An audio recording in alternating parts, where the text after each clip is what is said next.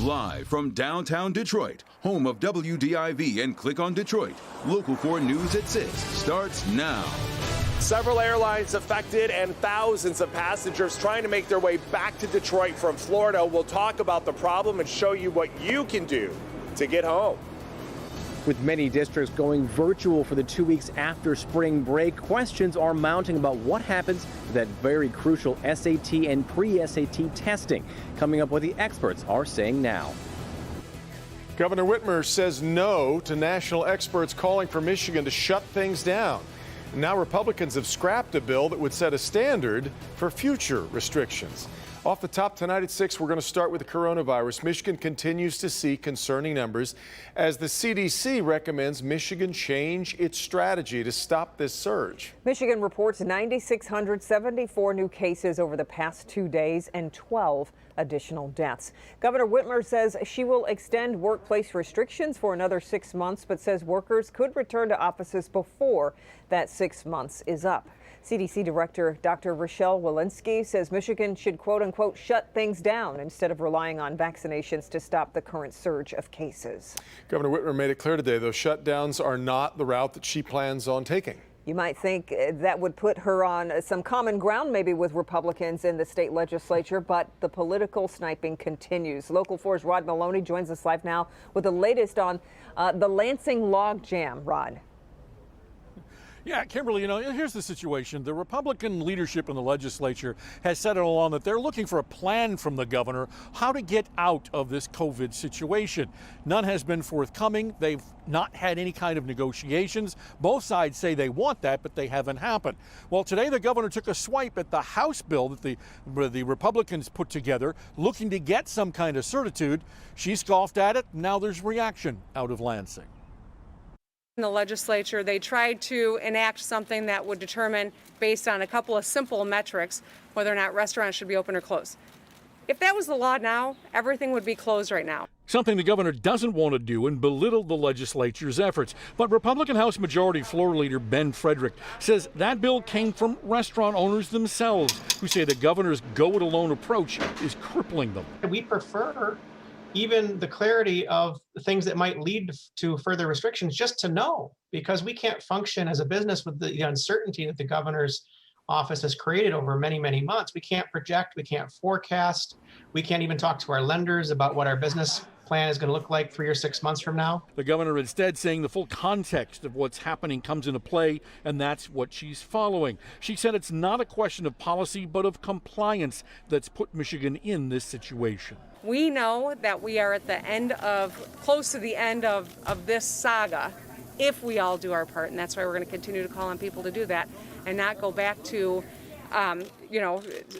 those same kind of protocols because we're in a different moment. People starting to realize as they're starting to get out a little bit more that Michigan's misery is fairly unique in its scope and depth, and they're making decisions for themselves, and some of them are just over it. Now, one of the things that Frederick said is that the governor, when she said, and she said this in a statement this afternoon, that people don't understand the full context of what's going on, that the legislature doesn't understand the full context. He believes that's code for people just don't understand what to do, and so therefore the governor needs to tell them what to do. He disagrees with that heartily. Back to you. Oh, Rod, then what's to become of that bill? Well, as it stands right now, they pulled it off the table knowing that the governor would veto it. They want to talk. At least the legislature wants to talk. The governor says she wants to talk, and yet neither side has been able to get together and have any kind of clear discussion. So as it stands right now, that Lansing logjam remains. Okay, Rod, we appreciate it.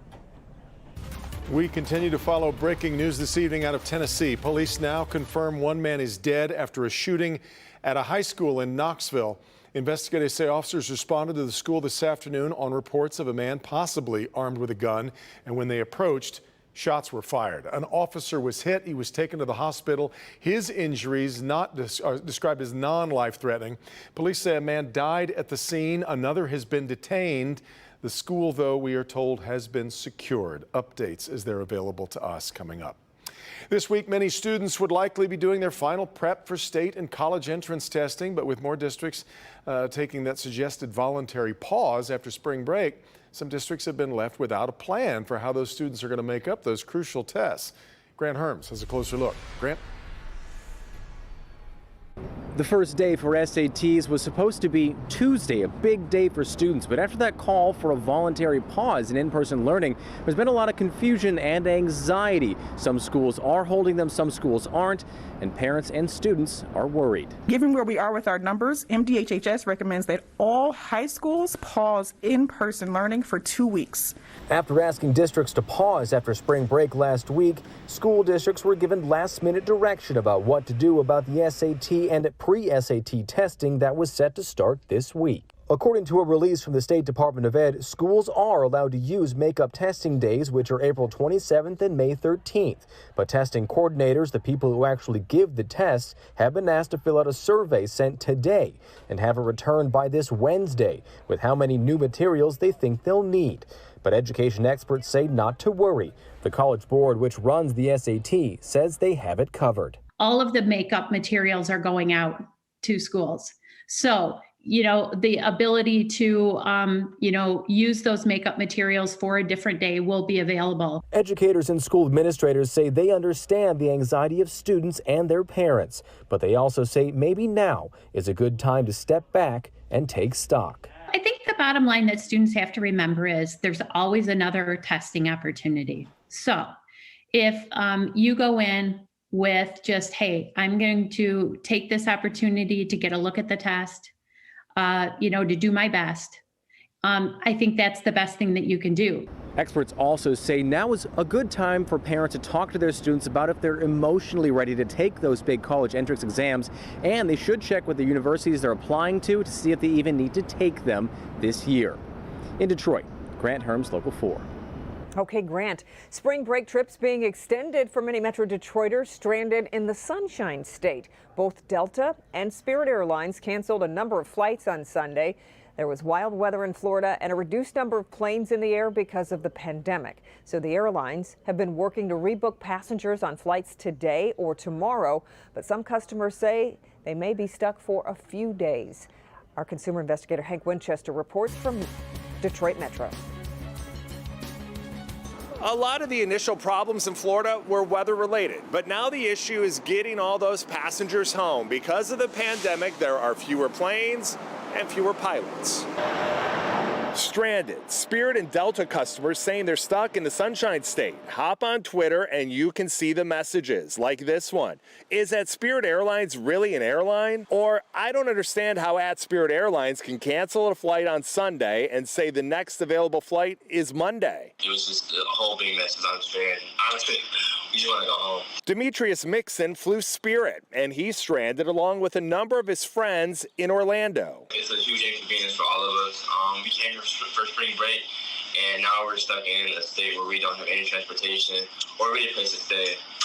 We had to pay out of pocket for this hotel. Our Karen Drew is one of the many Delta customers who's stuck. Thankfully, though, she's making it back Tuesday night. The same can't be said for many others. Hank, it was chaotic yesterday at the airport. We spent some 6 hours, then cancellations started. We were one of the lucky ones able to get out on Tuesday with a connection, but almost everyone on our flight headed to Detroit, stuck here to Wednesday. A spokesperson for Spirit tells me Florida was dealing with severe weather yesterday, resulting in delays and cancellations across all airlines. As with any weather event, Spirit is accommodating the affected guests on the next flight with seats available. Again, right now, both Spirit and Delta saying everything is being done to accommodate passengers as quickly as possible. And I know the delay is long for many of you trying to call the airlines. A quick tip, many of these airlines have a dedicated team responding to those of you sending messages directly on Twitter. I'm Hank Winchester. Help me, Hank. All right, Hank. Michigan Congressman Dan Kildee back in Washington today after opening up about the aftermath from the January 6th attacks on the U.S. Capitol.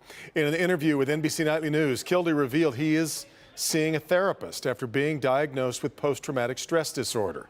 He was in the House chambers when rioters stormed the Capitol that tragic day. We spoke with Kildee a short time ago, and he says this has been an adjustment. It's hard for me to erase the fact that this was a crime scene. This was a place where 5 people died.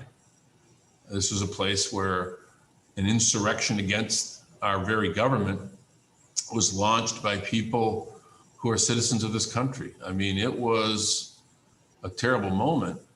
I mean, we all go back there now, every day. I'll be back there on the floor of the House tomorrow in the very place where all this took place. And it does make, obviously makes it more difficult.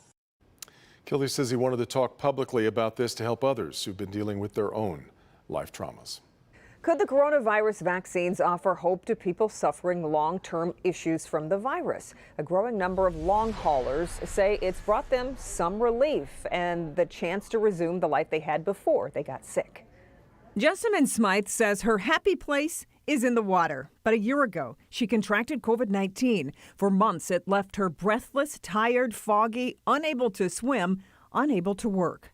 I was unable to ever really achieve a full breath. I could not fill my lungs. In February, she got Pfizer's COVID-19 vaccine. Within a matter of days after the second shot, I began to feel almost like myself. Anecdotal evidence suggests between 30 to 40% of long haulers could be experiencing some degree of vaccine-induced benefit. If the long haul disease is caused by persistent virus infection, then the vaccine-induced immunity will be able to clear the persistent virus reservoir and basically eliminate the source of the symptoms. Or it might be that the body's own immune cells are what's keeping people sick, and the vaccine, in effect, calms them down. The immune responses that are induced by the vaccine can help dampen the responses from these types of autoimmune cells. It's also possible the vaccine's not helping at all, but Jessamine believes it did help her. I swam my first mile back in the pool and hit the wall and hung onto it and burst into tears and just hung there sobbing with joy and relief. And the CDC says multi-year studies are underway on the short-term and long-term health effects of COVID-19. It's recommended COVID survivors do get vaccinated to extend their natural immunity and reduce the risk of reinfection. She's got quite a story. The Red Wings making some waves at the trade deadline, moving one of their biggest names. Bernie's going to break it down for us ahead in sports. And here's Ben. Kevin, Devin, just enough to swipe the wipers as you head out tonight, and we've got more rain all the way through Thursday of this week, I should say. Check out next week, too, coming up. Plus, a seemingly healthy elderly woman falls into a sudden decline. Now her son and daughter fear the COVID surge might be to blame. They share their concerns next.